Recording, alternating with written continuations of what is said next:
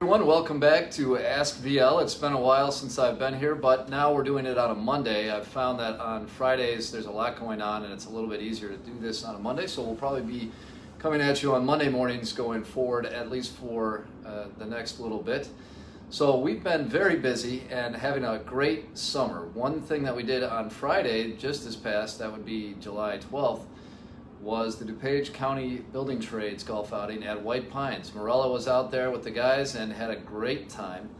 And we're already busy again today, July 15. That's today, Local 597. That's the pipe fitters. They're having an outing at Silver Lake Golf Club in Orland Park, Illinois. And Morella and her intern Maddie are out there with the booth, saying hi, getting to know more pipe fitters who are unfortunately exposed, at least the old timers, and some of the current members are exposed to asbestos.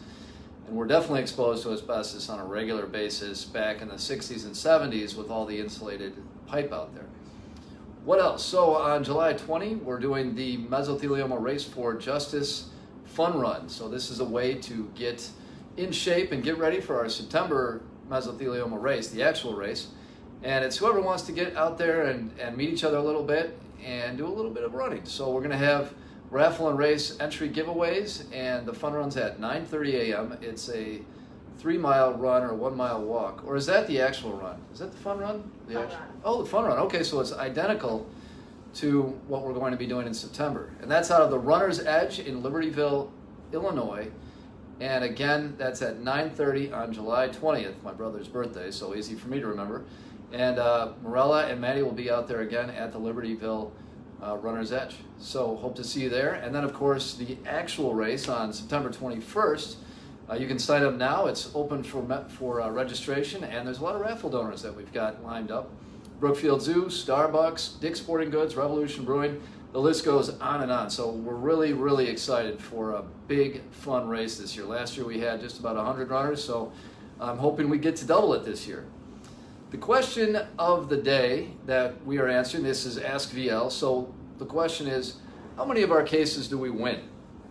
And it's not really a law and order, win or lose type of situation with asbestos cases in a great way, because almost everyone who has mesothelioma can almost be given some level of compensation. So when we think of win or lose, it's, the jury says, sorry, it's not guilty, you don't get any money, or you get $10 million.